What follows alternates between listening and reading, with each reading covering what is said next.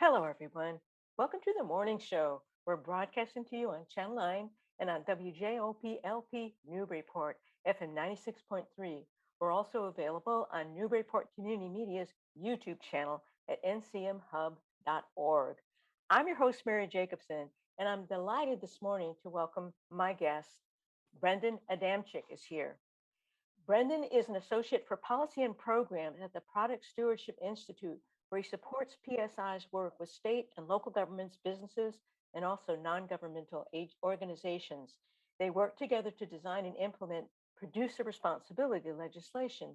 These laws, which focus on an array of product areas, including carpet, mattresses, packaging, paint, and solar panels, aim to solve recycling and waste management issues and ultimately to create a circular and entirely sustainable economy.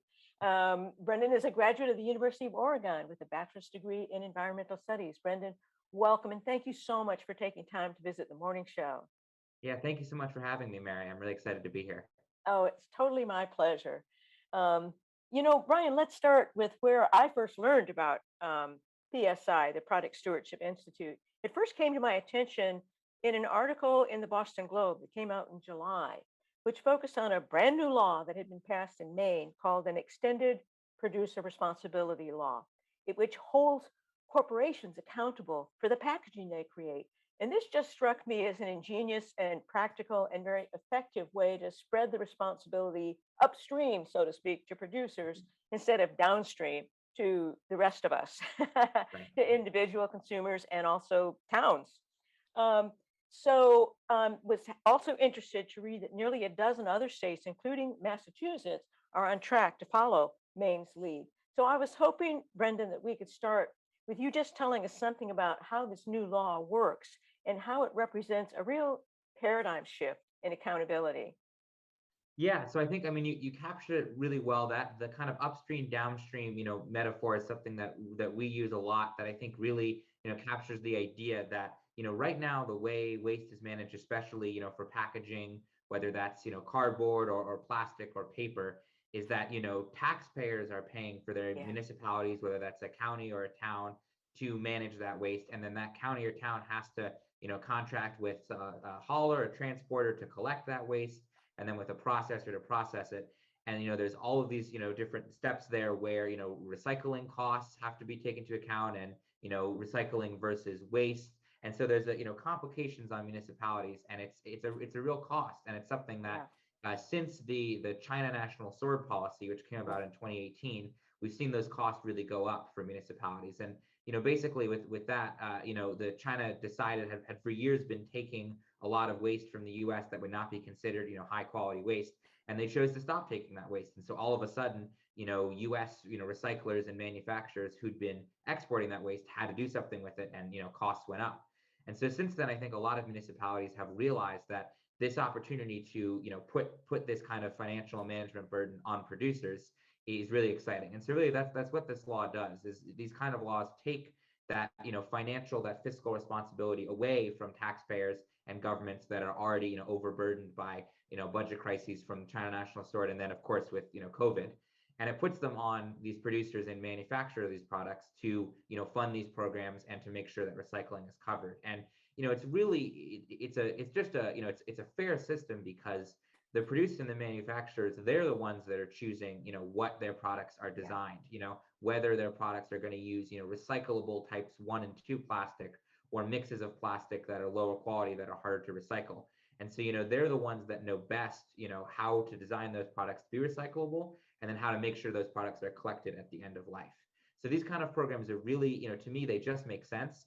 And it's honestly just about kind of finally resetting this responsibility to be on the people, the manufacturers that have the most decision making power. Yeah. Well, Brendan, when you say it just makes sense, that was exactly my response. When I read about the new Maine law in the Boston Globe, I said, that just makes sense. why haven't we done this before? Well, thanks to PSI, we're doing it now. So thank you for that. That's really great.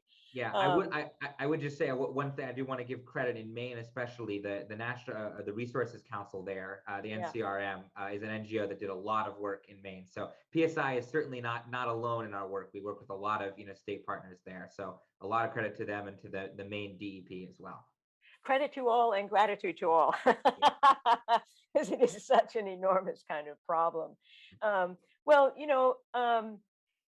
I was hoping, Brendan, that you could talk to us about the Product Stewardship Institute's origin story. As I say in the Marvel universe, every superhero has an origin story. And the Globe referenced PSI as beginning with, and I'm quoting now the Globe article, The Great Milk Jug Meltdown of 1997, which sounds kind of like a comic book title, possibly, doesn't it? And Right. it featured Scott Cassell, the organization's founder. Could you tell us about his epiphany with the Great Milk Jug Meltdown and how that led to PSI?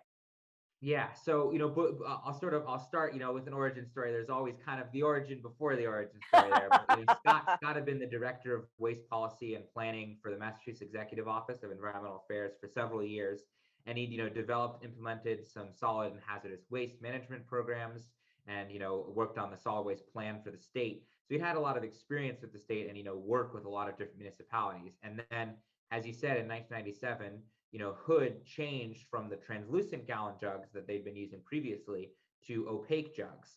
And in the same vein as I was talking about with, producers having that control, when they made that shift, that clear plastic is more easily recyclable Mm, and, it fetches greater prices for recyclers, but that, opaque jugs were not. They were newer and, recyclers were unfamiliar with them.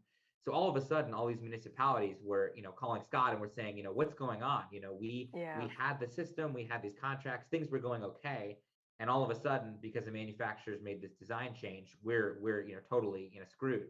And yeah. so that was kind of the light bulb moment for Scott, as I know that article talks about, that this idea of it was a very new idea at that point out of Europe and out of Southeast Asia, but this idea all of a sudden that we should the people who are designing the products should also be taking this responsibility for end of life just emerged all of a sudden, and that is really our radioactive spider moment.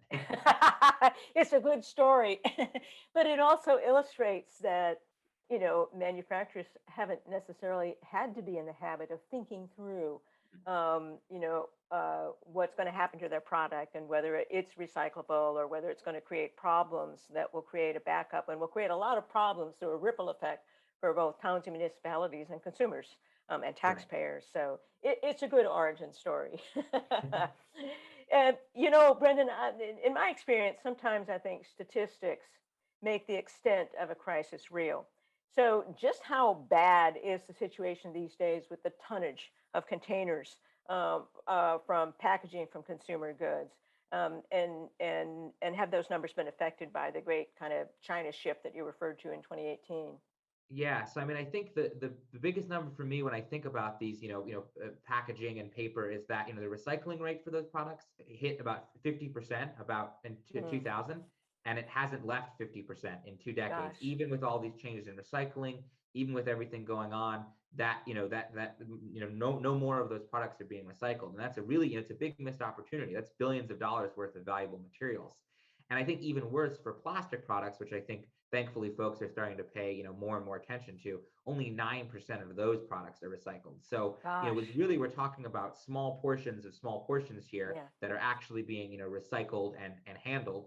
And when you look at the millions and millions of tons of plastic and packaging products that are out there, it's most of the municipal waste stream, and only half of it is being recycled. So even though there's been there's been certain products like paper specifically or cardboard, there has been success in recycling them. We look at some of these really difficult, products, and some of the ones that are going to, stick around in our environment for the longest, like plastic. We're just Yeah, not seeing them recycled.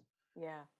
Well, those are uh, somewhat upsetting statistics because I think a lot of us, a lot of consumers, when we recycle, we feel very virtuous, and it's a virtuous thing to do. But I think a lot of us imagine that just about everything that we recycle will wind up actually being recycled and wind up being used in some other product down the line. And so I think it's helpful to recognize that we really have not had um, a circular waste stream at all. Um, because I assume, and correct me if I'm wrong, Brendan, but what doesn't get recycled winds up in landfill somewhere. Yeah, it often does, or it winds up being incinerated. And I will Yeah. say also, one thing to say here is that rate of about 50% nationally. Certainly, there are some cities and some areas that have reached higher rates. But also, when you look to Europe or Canada, places that have had extended producer responsibility for packaging for decades, those countries in the European Union, especially, are reaching, 80 or 90% recycling. Ah, So I think, for me, it's important. I similarly, I was someone who I knew recycling wasn't great, but I thought that most of what I was recycling was, yeah. actually being recycled. And I think, there's a bit of it that is, kind of disheartening. But for me, it also, shows that the kind of policies that we're talking about that have been passed in Maine and Oregon Yeah. do really have an impact on recycling rate, more than anything else. They really do increase that recycling rate drastically in the first couple of years. So it's not like all hope is lost here. There's, there Yeah. there are solutions for this. Yeah. Yeah. Which is wonderful. Well, you made reference to this a little bit earlier, but I was also reading that corporations pursue packaging that's not recyclable often because it's just cheaper for them to do. Um, and without extended producer responsibility laws, they don't have a financial incentive to Right. alter these environmentally careless ways. So could you tell us about the environmental impacts of producing every new bag or bottle or box, and who currently pays the price when those enter into the waste stream? Yeah, and so I mean, I think, when I think about this, I kind of think about sort of two sides of the impact. There's the production, and then there's kind of the disposal, the end of life. The production. A lot of these plastics are being made using virgin plastic that comes from oil. So there's carbon emissions that come out of that production. Also a lot of these plastic production facilities have air pollution that's impacts with them, and so the surrounding areas often experience air pollution as well as water pollution. And those facilities are often cited in environmental justice communities as well. So there's kind of that disproportionate impact in production. And then when you look at the end of life, whether it's bags or cups or straws, but bags especially, these are just not recyclable right now. And so these things end up in forests, in rivers, and in the oceans. And Yeah. when we get to that point, obviously governments and taxpayers have to pay to clean up, but really the people paying the burden there, or the beings being impacted, are marine life. And Yeah, those are absolutely. that's really that impact there. So regardless, though, whether it's the beginning or the end, the folks who pay at any rate, whether it's litter abatement or cleaning up oceans or rivers, is governments, and it is taxpayers, and it's not right now the manufacturers and the producers. Yeah. I think it's so important to kind of underline that holistic kind of view that everything is connected to everything else Right. in our world. And when producers manufacture cheap goods, cheap packaging because it saves them money, a lot of other people pay a pretty steep price. Right. From the marine life that we've all seen those tragic pictures, turtles eating things that they think are food and they're not, they're plastic bags that will kill them. And they're just, make your heart, Right. you know, break. So again, I think it's just really great that the work your organization is doing is educating people about the interdependence of the life cycle of packaging, and also, gosh darn, doing something about it to Yeah, change it. and I would say this may be a preview as we're going to talk more about these laws, but the way that these laws tend to get at these products is with they're called eco-modulated fees. And so Mhm. basically, in these programs, if a manufacturer is producing materials that are really easily recyclable, maybe it's they're using metal, or they're using a single type of plastic that's a high quality, a type 1 and 2, those companies are going to pay lower fees relative to the Yeah, companies that are producing these not very recyclable, very easily, polluted or, contaminated materials. And those companies, pay higher fees. So the idea in the system is that, you're not only funding the system, but also these producers see, hey, if I switch to a more recyclable material, I'm going to, spend $1 million less on this program in a given year. And so, yeah, the hope is that, not that it's that, the hope is that that makes change. And the, results that we've seen, like I've mentioned, I figure, another statistic, I just wrote this down because it was so amazing to me, is, in Ireland in 2000, before they had any kind of recycling, EPR laws, the recycling rate was about 19% for packaging Mm. and paper. In 2017, it was 65%. Wow. So in, just over 15 years, the rate tripled. And so these kind of fees, they not only drive this design change, but they really also do have, relatively fast impacts for environmental policy. Yeah, that's an impressive uptick in the recycling percentage. So that's really great and encouraging, Yeah. Brendan.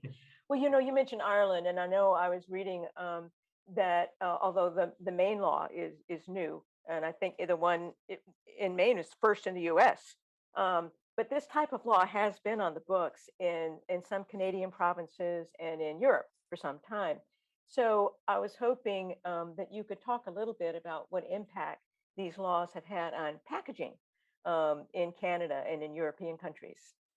Yeah, so I mean, I think sort of, the big thing I'd focus on, like I was just saying, is these recycling rates. I think, a lot of these laws initially, when they were passed in the 90s or early 2000s, were really focused specifically, less on design and more on recycling rates, because I think those folks saw the same, worrying signs of these recycling rates for packaging and paper just not changing or even going down. So, again, beyond Ireland, in Spain over the same time frame, rates jumped from 40% to 68%. In Italy, from 38% to 67%. So, Yeah. across countries, different kind of countries in Europe, we saw these rates jump similar to what we saw in Canada. And I think, the idea of these eco-modulated fees and these design changes are relatively new. Mhm. But, in Germany was one of the first in the world with their green dot law in the early 1990s. That led to a lot of producers in Germany eliminating plastic films and windows in Mm. packaging, Mhm. wanting to make sure you have, single type, single material products, Yeah. which is easier to recycle. Belgium recently, passed these eco-modulated fees, and L'Oreal there has transitioned to refillable dispensers instead of selling Oh. a lot of single use. So I think, these design changes are very new just because these eco-modulated fees are only a couple years old in these programs. But already we're starting to see from these, different countries, these kind of changes. And in the US with, like you said, this Maine law is the first, and then Oregon passed the second law Mhm. about a month after. The hope is that, with these kind of programs, the more states it spreads to, we're going to see a similar kind of, design change in the US. Mhm. Well, and the U.S. is has such an enormous consumer footprint. Do you anticipate that with more laws like this in the U.S., well, what effect do you think that will have globally, Brendan?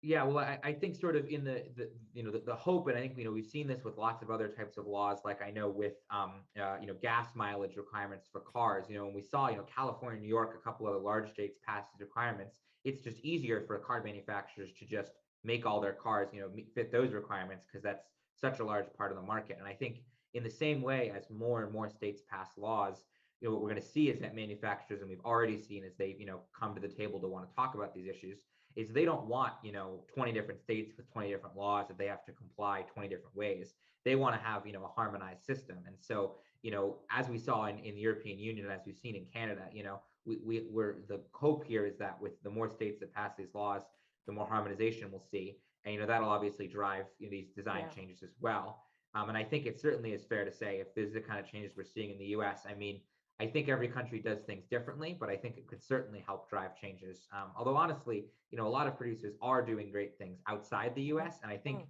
this is just as much about the U.S., being a trendsetter, as it Mhm. is about us, catching up to where a lot of the rest of the Yeah. world has already gotten in terms of Yeah. EPR. That we need to get ourselves, back on the cutting edge. Yeah, excellent. Yeah. Um, well, I also was reading on your, by the way, PSI has an excellent website, just full of information. But I was reading about your collaborative approach, and you referenced that earlier when you were talking about the Maine law. But could you tell us about some of the partner organizations you work with, and maybe an example or two about how these partnerships have helped create effective solutions to recycling and waste management problems? Yeah, well, so I can say briefly, the Product Stewardship Institute is an interesting organization, because our board and our membership base are local and state governments. So that's, the folks, state agencies, county governments, cities. Those are the folks who are the, core of our membership. But we also do have, partnerships with corporations, with, NGOs, internationally and national NGOs, and, universities. And so we kind of try to balance these, this representing our government members with, about these partnerships with other entities. So, in terms of government members, I can say one, approach that we've taken across products has been, we call them government strategy calls, where we bring together our governments, just governments on a call so they can speak just about governmental issues.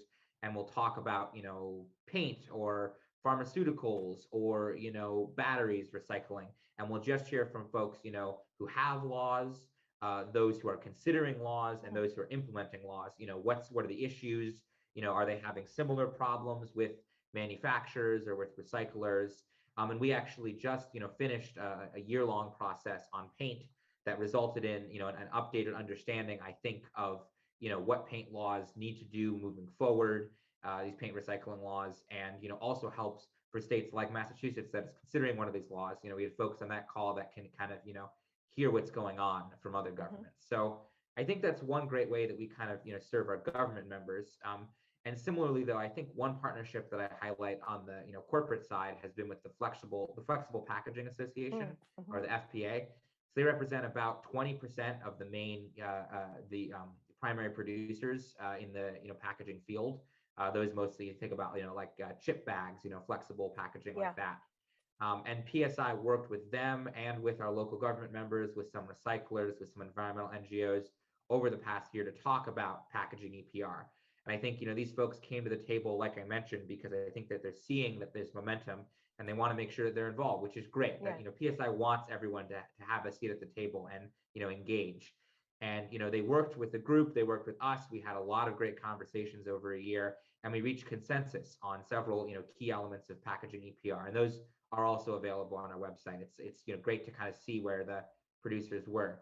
And that ultimately led to FPA, that organization, testified in favor of Maryland's packaging EPR bill, which was the first ever, positive industry testimony on packaging EPR. So I think I'd highlight those, both from a government perspective and a partner perspective, that when we, get everyone in the same room, or, in the past year virtually in the same Zoom room, and really, hash out these issues, we've seen some really, really positive results from them. Yeah, it sounds like a brilliant way to get all the stakeholders involved and invested in an outcome that will work for everybody. So better than a radioactive spider for sure. Right.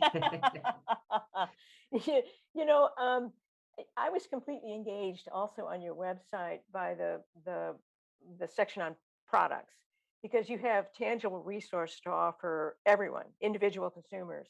If you've ever wondered where to get rid of a mattress or a battery or a bottle of unused medicine, or if you've been bothered by a totally antiquated and unnecessary Yellow Pages phone book that's been tossed on your front porch, you'll find these listed under the product categories on your PSI website, along with answers about what you can do. And I know I thought we might just talk about some examples of these products, and we'll only be scratching the surface, but I was particularly interested in paint, mattresses, and unused medications. Now, you started with paint, and I know that's in the law, the Extended Producer Responsibility Law that you just referenced, but what message do you have for consumers about paint? Yeah, so for that, I would say, paint recycling is handled by Paint Care. It's a nonprofit that works in 10 states in the District of Columbia.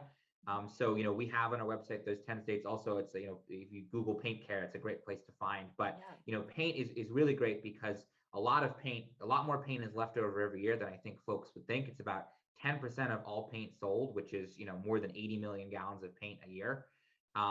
This Paint Care program is really great because the way it works is, folks pay a very small fee at the point of sale for paint, and then they can bring their paint to any, HHW site, or, like a retailer, like a hardware store, or a paint store that's opted into the program, and drop off their paint for free. And that way, whether it's latex paint or oil-based paint, it gets collected there. That program's collected more than 50 million gallons of paint in the past decade. Wow. It's just a lot. We used to recycled 70% of the latex paint there. Oh, impressive. And all of that has saved, the big number has saved taxpayers $240 million in transportation and processing costs that governments would have paid. So it's been a really great success, and it's been great because that's something that the American Coatings Association, the paint industry is really, fully supports and fully is on board. And we've seen it be a really successful program. But it's convenient for folks. It's something that is, across a bunch of states. And there is currently a bill in Massachusetts right now, H938, that would bring that to Massachusetts. And so I think what I would say is for folks listening is if you're in one of the states that has a program, that's great. You should definitely take advantage of it. And if you want Massachusetts to have that, you should support that bill. Absolutely. I myself would absolutely happily pay a small fee to avoid having cans of paint stored in my basement for years and years until I move and Right. then have to figure out what to do with them. So I think that's a really, really great idea. And I'm not surprised at the success that it's been having. Mhm. So that's really great. Well, okay, what about mattresses? Big bulky things that probably I'm guessing wind up in landfills a lot of the time.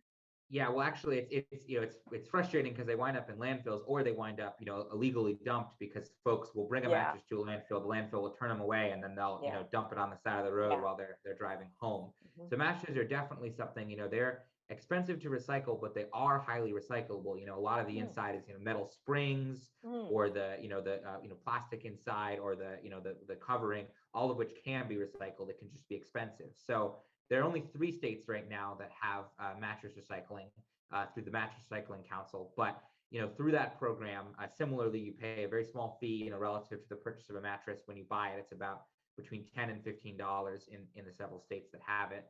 And then similarly, you can bring your mattress to a collection site, or in some states they'll even collect it from the curb, Mm, and then you don't have to worry about it. You don't have to worry about yeah. getting rid of your mattress. And the program is in California, Connecticut, and Rhode Island. Hmm. And over the past 7 years, they've collected more than 8 million mattresses. So Wow. there's a lot of mattresses every year. There's 55,000 unused mattresses get generated each day. And Wow. so, and I think similar to what you said about the paint, I certainly know when I moved out of my parents' house, I had a mattress that I don't know what to do with. Yeah. It's still at my parents' house because we're not sure what to do with it, because we don't want to, it's the mattress, it isn't really, usable anymore, but we don't want to just throw it out because Right. it's not, damaged. Right. And so that's definitely something. Similarly, there's a bill, a Senate Bill 569, that would bring this program to Massachusetts. And Mm. similarly, again, it's a very small fee on a purchase to cover these drop-off services. It's a program that works, and it's something that I think I'd love to see, come about in Massachusetts. Yeah. Brilliant. Uh, well, a third one that I was interested in has to do with unused medications. Mhm. Yeah, and it's something, I think, a lot of folks know, understand, the scale of the opioid crisis and the Yeah. scale of, the drug, accidental overdoses and all those problems in the US. What I heard from one of our partners is that the amount of folks that die every day, it's like if a Boeing 747 crashed every day, that's how many folks are dying, from overdoses, Oh accidentally, gosh. or otherwise. So there's a lot of, it's a serious problem. And you Yeah. think if that were actually happening with a plane every day, the country would stop flying until we could fix the Yeah. problem. Absolutely. So what we've seen is that the pharmaceuticals take back programs, are really successful. These programs, they establish these kiosks at, pharmacies or at law enforcement sites. Folks can bring in their leftover meds. They, drop them off there. They get safely disposed of, and it avoids, accidental ingestion, for Yeah. children. It avoids, any kind of risk you get when you dump folks will dump, leftover drugs down the toilet, and that's really dangerous because it can damage pipes, or it can, get into waterways and pollute there. Yeah. And these programs are really successful. I know Oregon is recently, is going to be launching this program soon, which is where I'm based out of. Hmm. And it's amazing. I went to my local pharmacy and I can see, right at the front, where you check out with the cashier, there's a kiosk. It says, arrow, drop your leftover drugs here, and it's going to be so amazing. I actually have some leftover, medicine, and I'm going to bring it there, and it's going to be, incredibly convenient. So that program too, yeah, Massachusetts does currently have a pharmaceuticals take back program, but it's going to expire at the end of 2021 without Oh. renewal. So there's another bill there, Senate Bill 1294, that would renew that program, and that's similarly something I would urge is that any folks in Massachusetts who've used it know how nice it is. Maybe a relative passed away and you have all Yeah. these leftover medicine, and it's a really great way to get rid of it and to make sure that you're protecting your family and the environment. Yeah.